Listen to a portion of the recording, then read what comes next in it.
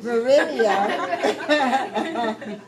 Verinia Glass, who is our gallery assistant and our gallery everything. In addition to being a very great artist and having earned her degree in illustration and time-based media from my ad. So she should be an inspiration to the young ladies that are here because it is not the easiest to make it through my ad. And so, It's not. Trust me. and so, and what I try and do here at the gallery is encourage artists as much as I can and have them to stretch out. And I've been encouraging Verinia to curate. A lot of the shows in the gallery, she is the one that is curating and hanging the works. And so it's a continuing effort, and as we go forward, she will be doing more critical writing about the art too. Because I know that in this day and age where the art world is so competitive, you have to be able to do more than create art. You have to be able to do your own shows, you have to be able to write, you have to be able to market, you have to do a whole lot of things. So I've always been one to try and share what I have and to encourage them. So she has many great works around here, and she also is a portrait artist. She does commissioned portraits, and so I'll let her tell you a little bit about it. Verinia Glass.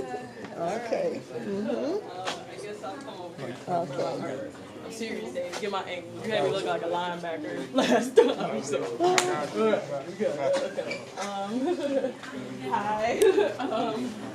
My name is Verinia Glass. I am a graduate of my ed. I've been a graduate since like 2016.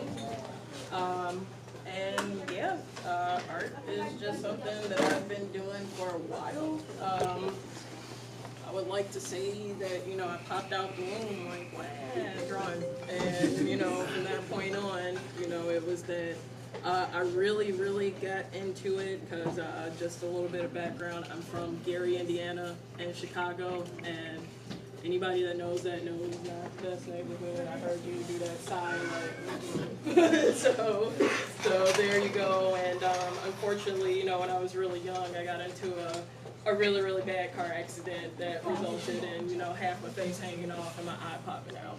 So, yeah, it was a pretty crazy experience. I died twice, and then after that, I kind of came back to reality, and the reality of the situation was not a lot of people know how to deal with that without being very critical. So that kind of resulted in me, staying to myself a lot. I was by myself, and I eventually got into art a lot. For me, at first, it was, the aesthetics, because I felt like I could make something look pretty because I did not feel pretty at the time. Don't feel that way now. That's long gone. But yeah, eventually, my mom kind of realized that I had a talent for it, and she asked me to draw a picture of my little sister one day. And I drew it, and apparently it was so good. She thought I traced it off the 8x10, but I didn't, and she enrolled me in like a school for visual and performing arts. I was at Emerson for the visual and performing arts from 6th grade all the way up to 12. They kind of forced us to be very on it about observational drawing skills. And then I myself had to, teach myself, References are great. I don't know, a lot of people know this site, but I used to go on QTCentral.com and use that as references because it was the closest to, nudity that I could get and drawing, figures as closely as possible, and that actually helped me. Eventually I started looking at fashion magazines and everything. And, you know, now I'm trying to get more so into making things that's not just for aesthetic value, but something that has a little bit more meaning. I have a BFA and time-based media with animation. So I'm in the process of, you know, making animations, and the goal, my overall goal, I would really like to make animations. Oh, here's the star of one of my animations. I have one out called Verinia is having a baby, so it started out as a gift to her, but she's probably not going to be able to see that till she's probably like in her teens.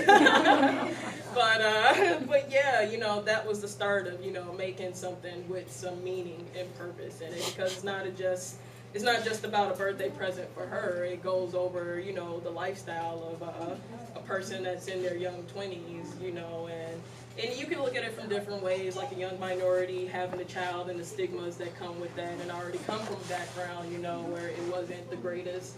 So it challenges a lot of concepts of what people think, you know, what a traditional family is versus, you know, modern day families. I also make illustrations.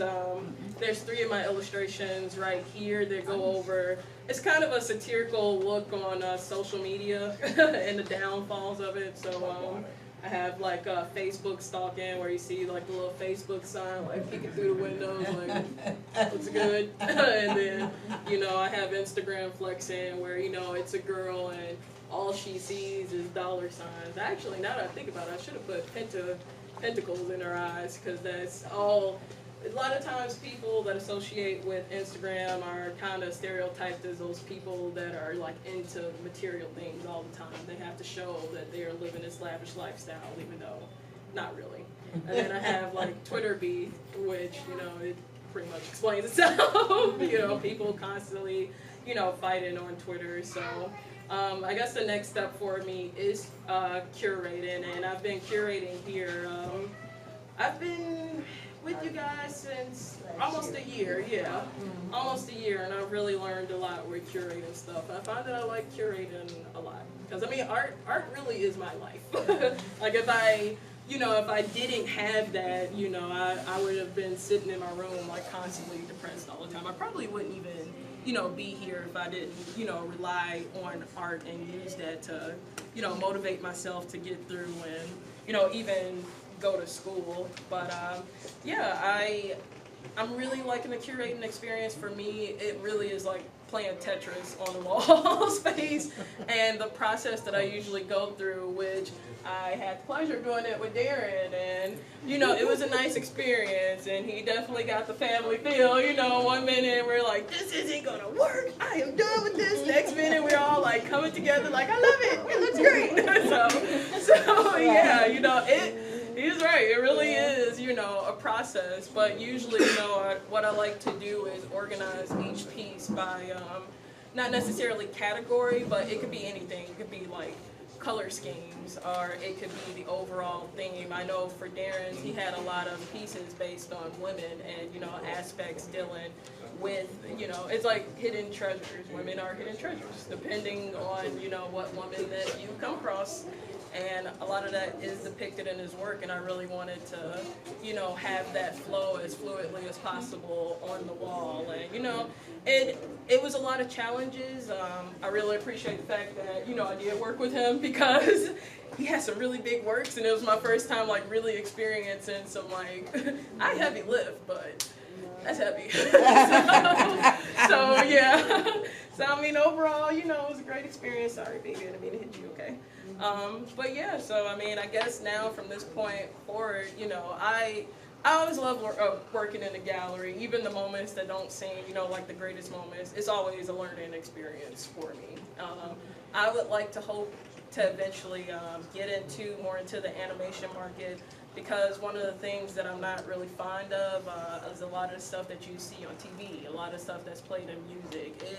It gives off, you know, very bad vibes sometimes. It's always like over-sexualization, especially of like younger people, especially like hyper-sexualization of younger minority women, and it's just all of these subliminals that's just crazy. And if I want to get to a point where I want to make something that means something, I want to like make something to, you know, adhere to the younger generation, because there's not a lot of times do you see, you know, cartoons or shows that, you know, push people, especially younger people, to practice things like celibacy, or to really stop and take the time to really think about your life and where you can like head in life and the possibilities versus, you know, the all normal things. So yeah, that's all I got to say. Can I have back in the shadow?